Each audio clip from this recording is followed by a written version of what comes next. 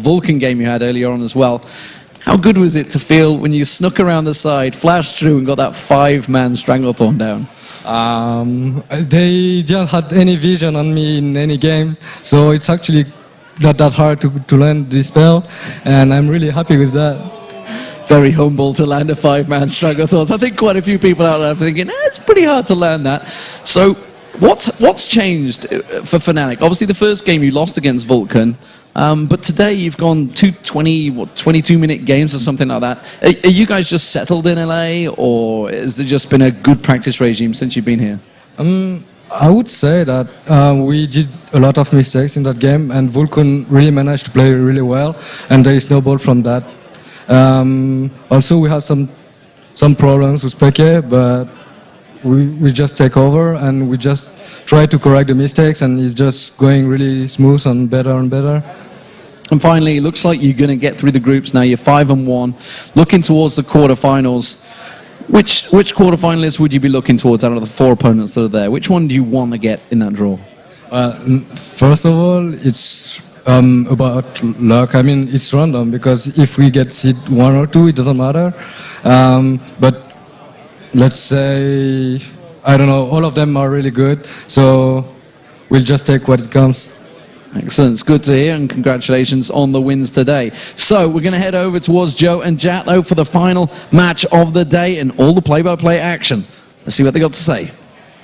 Thanks a lot, Demon. And it is time for that final match of the day as North America's Vulcan takes on Southeast Asia's Team MSK. Now, Vulcan's loss earlier on in the day makes them a bit of a long shot for those quarterfinals. But regardless of the standings, the last time these two teams met, the Filipino squad really gave Vulcan a run for their money. That was their closest game to a win, I'd say, so far from this. Yeah, I think Vulcan tried a bit too hard to end it fast, and then by 13 minutes, the towers were actually even, the gold was even. MSK actually had a kill lead, which was their first at the tournament at the time. But then ManCloud turned it around, there was a rumble in the jungle, they got an ace, and then the tight game turned into a 35-minute win for Vulcan. So let's take a look then at the two teams for Vulcan and MSK, starting with Vulcan and their top laner, Psycho Sid. They, of course, have Smithy in the jungle, ManCloud in the mid lane, Zuna the AD carry, and Bloodwater the support. And of course on the red side we have MSK with Snore in the top lane, Kaigu in the jungle, Yume in mid, EXO on AD carry, and TG on support. So let's talk a little bit then about the champions in this one and what we can expect to see. I mean, if we look down the two supports in particular, a lot of Zyra being played by the both of them. In the mid lane, ManCloud, Orianna, Ahri that is really brought to the table in this one. It's hard to say what Yume is actually going to play because he seems to have not been scared to branch out in different directions. Yeah, and specifically talking about the supports, both these guys are coming off fairly rough games. Bloodwater got baited in their earlier game today, flashing into the turret for a barrier, ended up getting them for a double kill and kind of hurting them in their overall chances for the game.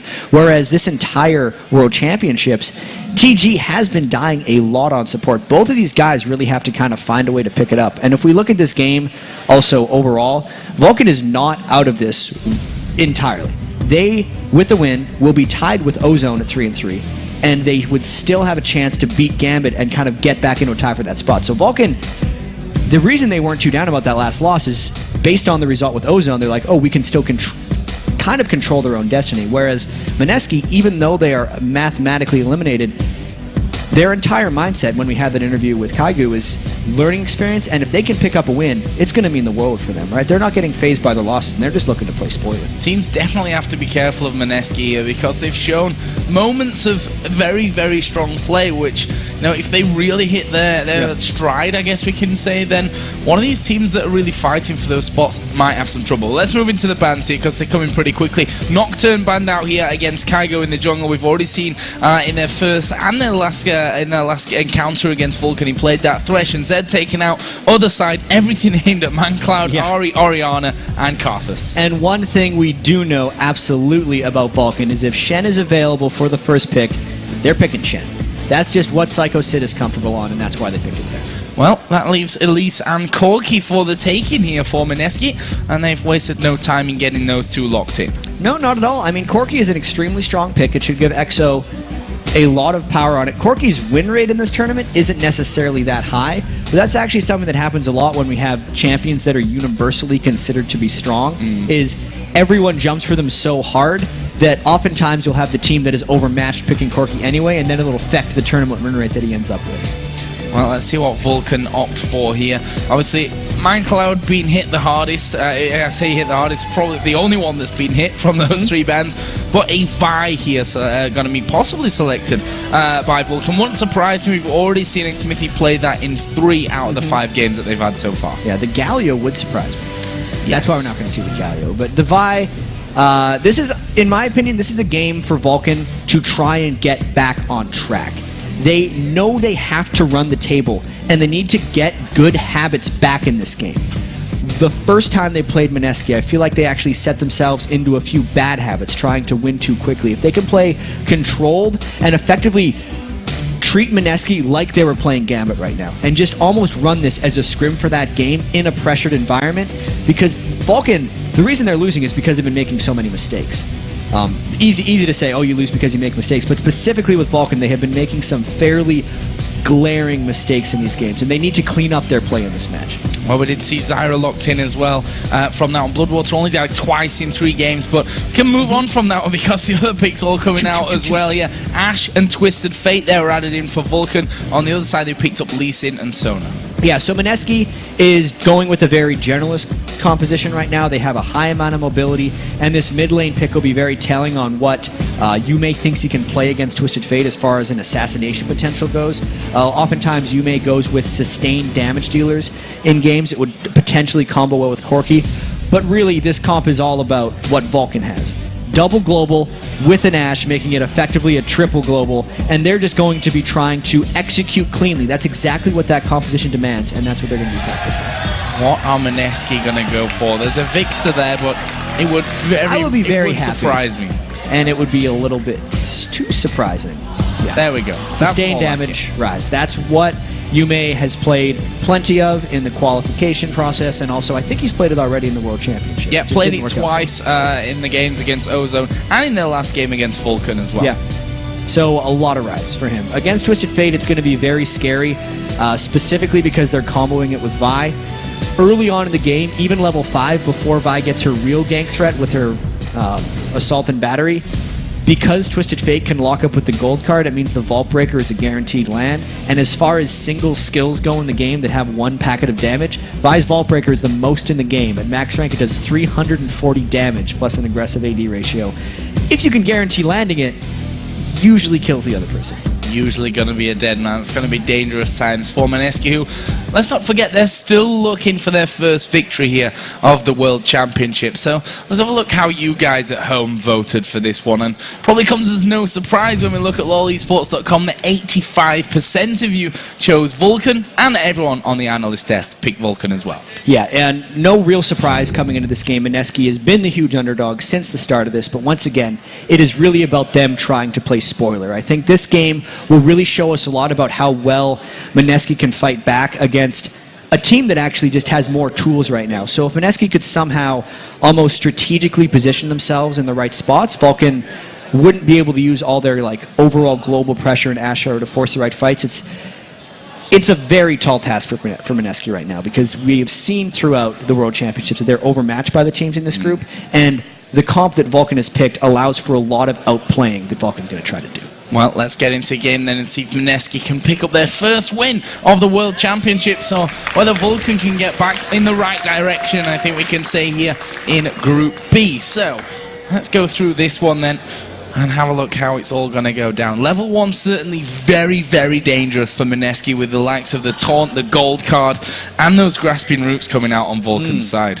Absolutely, and they would only really be able to fight back with a Rune Prison from Yume's Rise. You very rarely see an Elise skill a Cocoon first in the game. As you can see, he's already skilled up his Volatile Spiderling right there, so no potential stun coming out from Kaiju, and immediately, yeah, Vulcan's going to invade this, because once again, they're practicing their execution and really trying to make their play more crisp. There's a good Spiderling actually coming out there for what that damage is worth at this stage. Mineski actually coming across here. They may try and challenge this invade on towards the blue buff. TG and Snowy there just spotting Zuna off down towards his bottom side. So actually will be a 5v4 now. Zuna has to get back around for this one. Sid gonna go in there, gets the taunt down. There's a Vault Breaker as Kaigu has to back away, but Zuna comes in from the backside. Snowy in trouble. Smithy flashes out. Exo now getting locked up. He's already used his barrier. Can he get away? There's a flash over the top. Mindcloud, yeah, he gets away as well as the grasping root landed. There's a stun card. TG's a dead man. Sid picks up another kill for Vulcan. And that was the level 1 we were talking about. The start could not have been better for Vulcan there. It seemed like a bit of a risk for Vulcan to engage 4v5, but they actually had that all planned out. Oftentimes at level 1, you don't have enough burst damage to finish off that first person entirely, and they would generally flash away. Oh, if that root would have landed, Kaigu would have been also a dead man. Well, I'm not sure that he'll escape this one as the slow comes down. He's very, very low, but Vulcan not risking it there. They decide to let him back away, which is actually not a bad thing here, because Kaigu, with that low of a HP, is going to need so much help here over by his red side anyway. I think they can actually give it to him, though, because they've actually pulled both solo laners away, and Exo and TG continue to harass this. It's going to, at the very least, use Xsmithy's smite. Crazy, crazy stuff here at level 1. Xsmithy does pick that one up. Kaigu did get the red over by the other side. And we start out the game here for Mineski. Unfortunately, they're already 1,100 gold behind in this game. Not the start they had dreamed of right here. If they're trying to pick up their win at Worlds, this is not the way to do so. They knew that Vulcan had so many level 1 tools to work with, and they just kind of walked right into it. That's a lot of inexperience coming in here for Mineski. Oftentimes, you're almost greedily wanting to go into a level 1 against a team that you feel a little bit outmatched on, because crazier things have happened at level 1. Sometimes you can just get the right fight and expect the game to turn around from there, and that was exactly what Mineski was going for, even if they were walking into a whole bunch of utility. So Zuna, with that first blood coming in, is going to be a real menace in these early levels against Mineski's bottom lane of Exo and TG. And you see there already Exo knocked back, and he's going to have to recall, and he's still level 1. So by the time he gets back, Zuna's going to be up at least at level 3. It's not a matchup you want. Yeah, Ash's early laning phase is tremendously strong, and that is just multiplied by the fact that Exo had to use Flash and Barrier at level 1. And the fact that that lane is still yet to level just because they were so late to lane and they had the long amount of time spent harassing off the blue buff. Bloodwater and Zuna are in complete safety and control right now, because you also have to consider that they stopped Kaigu from getting the blue buff, which means there's not even a chance that Elise could be ganking them right now for playing so aggressively. That's Snowy going head to head with Psycho Sid, and look at that, Xsmithy with that blue buff still running. He's going to go onto the top side of his map. Kaigu not really daring to come over and even seeing if that blue buff had been already taken from them. Too much respect that he's got for that one, and actually will just go about his way, which means, as you said, no blue buff aim at the start. Finally, we're going to see Exo coming back into lane, and Zuna is already level 3 from that one. Kaigu is in the top lane. We'll see what he can do. This could be a little bit risky here. Psycho Sid is not giving Snowy much respect here. Elise is here for a 2v1. There is the cocoon actually landing, and Psycho Sid in trouble. Does have his flash available. Will use that. There is a repel coming down, but he's backed away from it a little bit early there, Kaigu. I think they could have finished that one off, you know. I think they were fearful of the Xsmithy counter gank if they went all the way in. Snowy and Kaigu were both a little bit low and couldn't take multiple turret shots.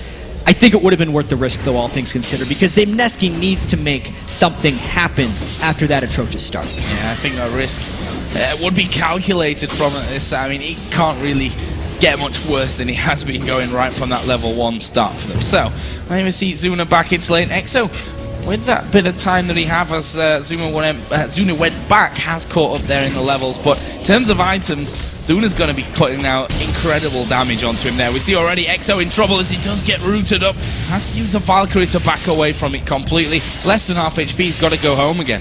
Yeah, and I really wonder if we're going to be seeing more of Ashe Zyra into Corki matchups right now, because Doublelift has talked a lot about lane matchups and how if you don't play Corki, you at least need to play a Corki counter. We've seen Fnatic play it today, we've seen Vulcan play it today, and we know in the quarterfinals, Cloud9 actually just arrived today in Los Angeles. They were kind of the originators of the Zyra Ashe lane. It's definitely working out for Vulcan right now. You can see that early on, Ash can outrange and outtrade EXO a little bit, and since he has the level advantage, it'll also mean that Zuna hits level 6 first in this lane matchup, meaning his Enchanted Crystal Arrow can kind of combo for some kills with Zyra and her double crowd controls in the lane. It's working out wonderfully for Vulcan right now, and I expect to see more of it. And there is EXO again. He literally walks into the lane, grasping roots, a plants, a volley, and an auto attack, putting him down at half HP already. And this is just not good news whatsoever for EXO. He's up at he's 20 CS behind already, not to mention that kill and assist that Zuna already has. Minion Wave is going to be headed his general direction, but another thing to mention here is that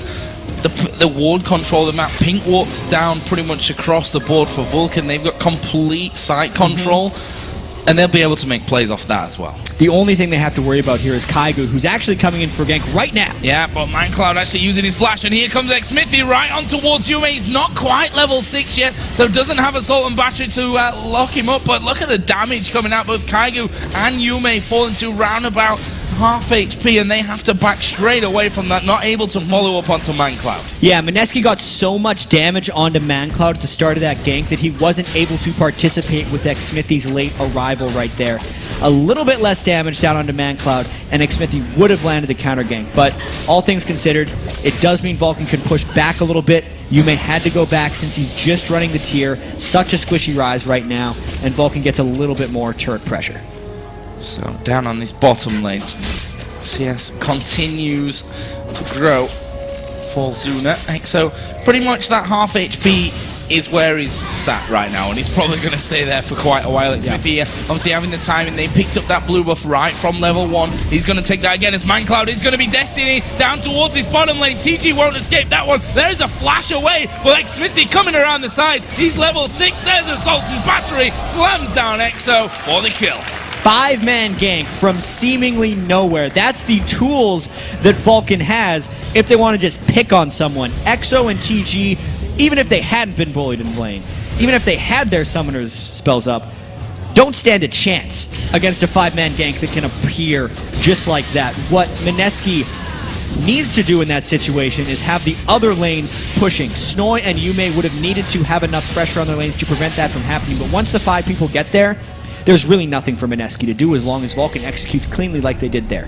Mineski actually coming down towards Dragon there, forcing Vulcan away. They'd started it after they had that 5-man pressure down at the bottom. Twisted Fate and Shen had already gone back, and they decided it's probably not worth it at this point in the game. I mean, their gold lead, we're not even 10 minutes into this one. It's already an incredible lead for them from the CS advantage they have in that mid lane, in the bottom lane, plus those 4 kills on the turret as well. Exactly. I'm expecting a very controlled game here for Vulcan, only because sloppy play and mistakes have been what's pained them in this group to get them 3 losses thus far. Oh, there's Mindcloud going low. The arrow actually coming through, but Mindcloud, will he get taken down? No, he won't. Flash from Zuna. They've got the slow. Kaigu now in all kinds of trouble. He tries to dive away onto the minions. Great cocoon, and they can't follow through. Kaigu survives, but his teammate not so lucky, and this is going to be the second turret of the game for Vulcan.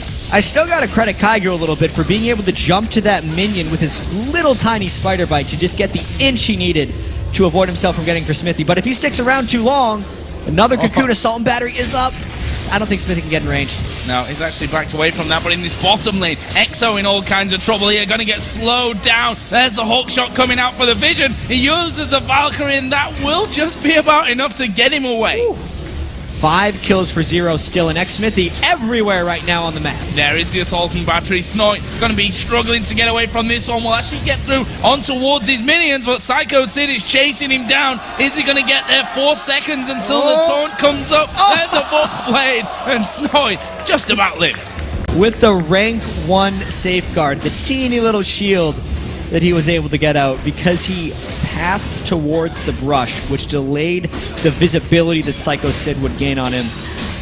Even with all that, this gold lead is getting completely out of hand, Joe. It's 5 kills to 0, 3 turrets to 0. It's a 6,000 gold lead at 11 minutes. That's nearly insurmountable already. Insurmountable, I think, is the perfect word from that one. And Mineski, this is the time to make some risky plays. I mean, they literally have nothing to lose in this game right now. They are so far behind things that They should just go for it. They should just be making plays. Kaigo right now is pressuring Psycho Sid in this top lane. Is he going to be able to lock down a Shen? No, there is a Cocoon. And the Shadow Dash will get him out to safety. No danger there for Psycho Sid. Yeah, there have been a few times in this game where Mineski could have probably sacrificed themselves for a kill. Usually that's a bad choice because you usually get tricked into it. In fact, it happened to Bloodwater in their first game of the day where he flashed into a turret for a kill and ended up getting the rest of his team in trouble. And it's doubly hard for Mineski right now to try and make a play, only because Shen and Twisted Fate and an Ash Arrow can appear from pretty much anywhere. So even if Mineski feels like they have an advantage, they probably don't. This could actually be a flawless victory for Vulcan, meaning no deaths if they continue to play the way they're playing right now. Well, not anymore because you just jinxed them, Jack. Yeah. Commentator's curse coming in from now on. But they've taken a dragon, and that gold lead just getting bigger. 7,000 gold is now the total that they have from that one. Absolutely hammering Mineski at this point of things. We see 3 kills for Zuna. We've got 5 assists for Mancloud, which is always going to be a threat, however many kills he's got, because of that global presence with a Shen coming in there as well, who's almost got that Sunfire cape done. And you look at Lee Sin in that top lane, Snowy. He's behind in CS, not been involved in really anything at this point. He's got a Vamp Scepter and a Doran's Blade and a Doran's Shield. He's really a bit of a non-starter in this one. Even with that, he is probably the member of Mineski right now who is the most likely to make a play for them. He's only 14 minion kills down on Psycho Sid, which if you compare up and down, and you don't count the jungle, it's the highest. But here we go, Yume. It's hard to run from TF here. Yeah, Destiny put down there is the Rune Prison, but are you going to escape? Not now, you're not, because Bloodwater comes in. Grasping Root will lock him up, and that will be 6-0 for Vulcan. This is a landslide.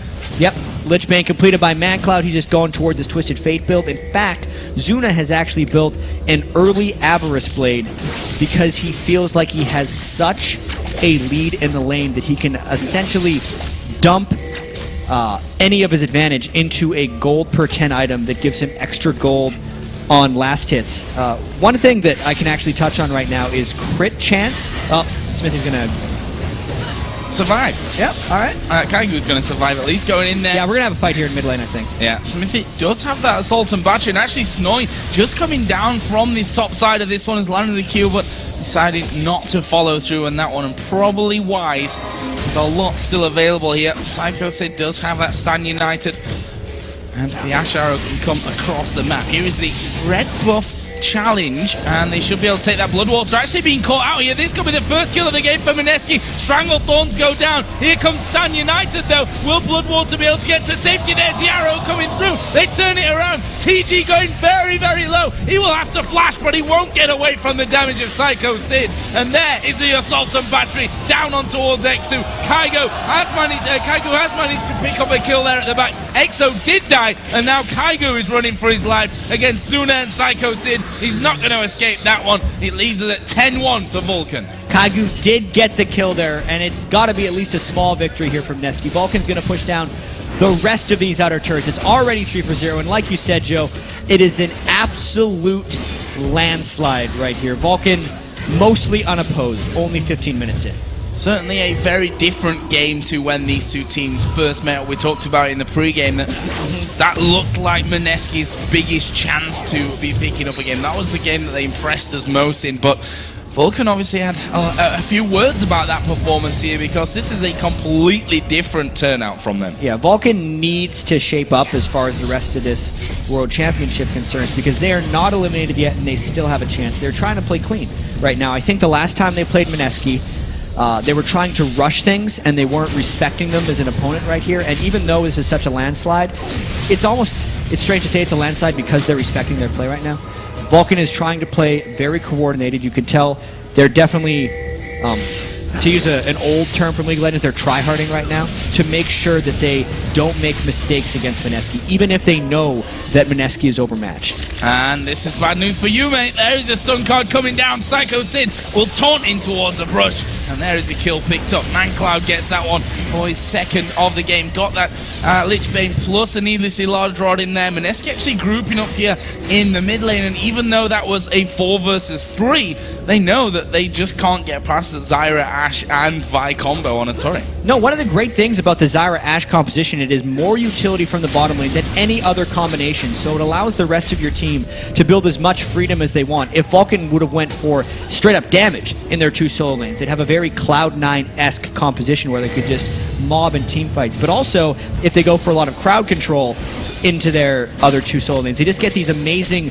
combos of crowd control, one after another, that just locks up the enemy and leaves no room for counter. And there is the lockup. Exo gonna go down, and that is, well, an incredibly clean kill from Vulcan. That gets them another inner turret, and MSK now have no turrets outside of their base, and they have to, if they're gonna try at least for this one, they just have to group up and fight here, because they're just giving everything away without doing anything back. Yeah, at this point though, it's a little bit too grim for MSK. I actually do want to talk about the Abyss Blade item build a bit, because I have a chance, and I've actually liked talking about item math, so to speak. Most, like all carries, get natural scaling for attack damage and attack speed, and as far as the balancing of gold efficiency for stats, attack damage is the most efficient, followed by attack speed, which is also, attack speed is also a multiplier based off a champion's base attack speed, so attack speed is actually more efficient depending on what champion you're playing. Ashe has a very high base attack speed, so you want to build it on her. And then crit chance is actually the least efficient of the 3, but because it is a multiplier, once you've built attack damage and attack speed, you then want to build as much critical chance as possible, which is another reason why an Abyss Blade early is completely bypassing power. You're literally just doing it for late game gold flow, which is why Zuna, when he built that, knew he was way ahead in that lane, that he could get away with building crit chance, which was the least efficient stat for him at that point in the game. Well, it's working out for them so far. Yeah, it's working out. No doubt about that one. I mean, look at the gold. It's just, it's very one-sided, I think, is the understatement of the day from Joe. Good job. So, Dragon started off here by Vulcan. No one around for MSK. This one isn't a gift, basically, for them. I'll take that without any problems whatsoever. See a lot of wards down from Vulcan in the enemy jungle, and they're just exerting that whole stranglehold as they move themselves further and further up the map. Lee Sin needs to be careful on that top side, because he's walking over wards as he trudges his way back towards the base. Yeah, I'm expecting an Ashe Arrow very shortly, followed up by probably X-Smithy and maybe Psycho Sid coming on the back of him. They can effectively get to anyone they want, knowing that ManCloud gets to go wherever he wants as well. Oftentimes, they will lead with a hawk shot to scout inside the base if MSK's trying to pink ward inside their base and clean it, and then just go in. Knowing how poked down MSK is right now, it would lead to a very clean fight. And that's what Vulcan is all about right now. It's just crisp and clean execution. And we just saw there the Shen pulling everyone away from that mid lane. Here we go. Arrow comes in. Assault and Battery goes down. X-Smithy and Psycho sitting there. Crescendo comes in. Strangle Thorns will actually knock Yume up. That's 2 kills. A double for Bloodwater as they move over towards the backside. Corki comes off the fountain. Kygo will be in there. He's fallen very low. Exo has to flash onto the fountain itself, and there are only 2 men left alive here for MSK to hold on to their base. Looks like a 19-minute inhibitor for Vulcan, and we can't be too surprised knowing it is a 16,000 gold lead and a 7 turret to 0 deficit that MSK is fighting from right now, Joe. Vulcan playing it a little bit safer though here, backing away from this one. Kaigu and Exo managing to hold them off, going to push out that bottom lane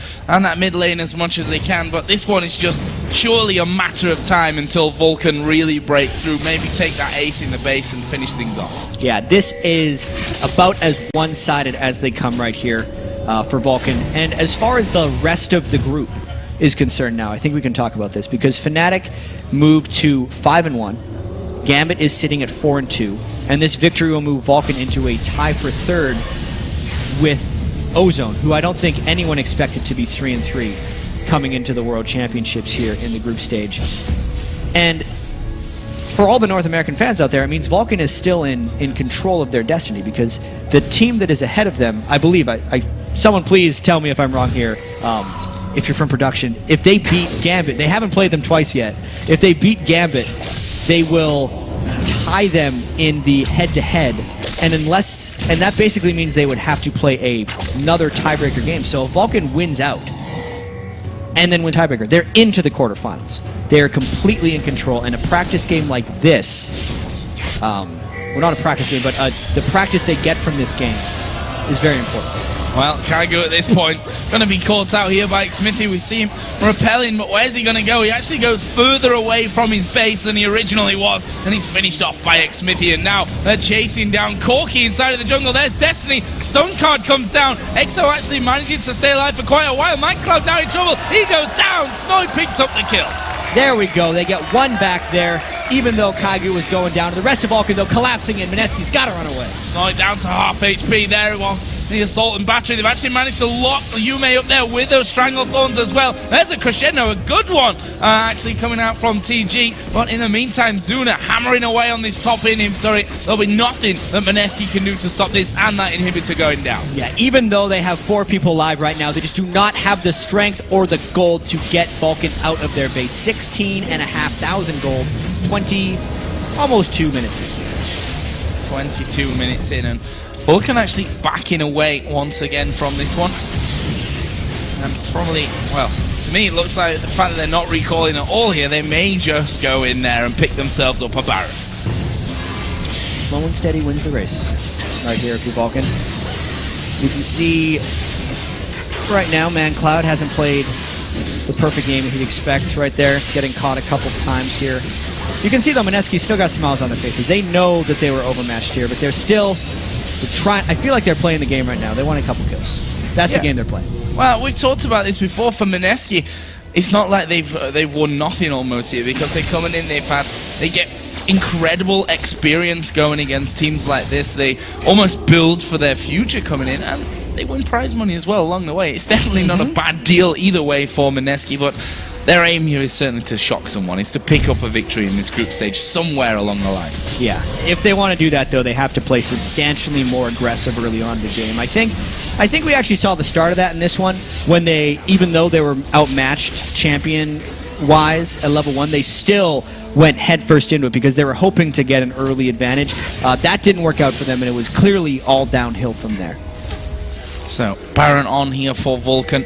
Lane's being pushed up. Zunan out with that Static Shiv added into his Infinity Edge. We got a Zonya's on ManCloud as well, and so he could have done with that. He gave the second kill of the game away as the Destiny onto the base steps, but Vulcan here are pushing this bottom lane. Right now, Mineski are focused on pushing this mid lane out, as we are going to see Assault and Battery coming in. There's the arrow. Strangle Thorns going down. They're going to lock up EXO. He's not escaping. Kaigu will fall as well. Destiny going to be popped. He comes in from the side. He's got to pull the card. There it is. He's on the fountain, but he's pulled it nonetheless. Yume goes down. Triple kill for Zuna. Gotta feel good there for Vulcan. 21 kills to 2. They need to take the momentum from this game and move it throughout the rest of the group. So here we go, the Nexus turret's being focused. Only Snowy left alive. He's going to dive in there, give Zuna a kick, but he gets off to the ward and he actually gets into the fountain, still with some life. Zuna going for him. Zuna, is he going to finish him off? No! Sid going to tank up the fountain. Zuna dies as well. And Snowy holding on just about. They're going to go for him again, with the Nexus here being hammered away on. Will get finished off, and Vulcan pick up a very one-sided victory to keep their hopes alive during the World Championship. Yeah, we knew it from the start. Vulcan was in a must-win situation, and Mineski was just looking to play the spoiler. They didn't spoil much today, because that was a 21,000 gold advantage accumulated across a 24-minute game. Vulcan went back to the Zyra Ashe. They got their Twisted Fate Shen, which is their favorite composition and has been throughout the North American LCS season.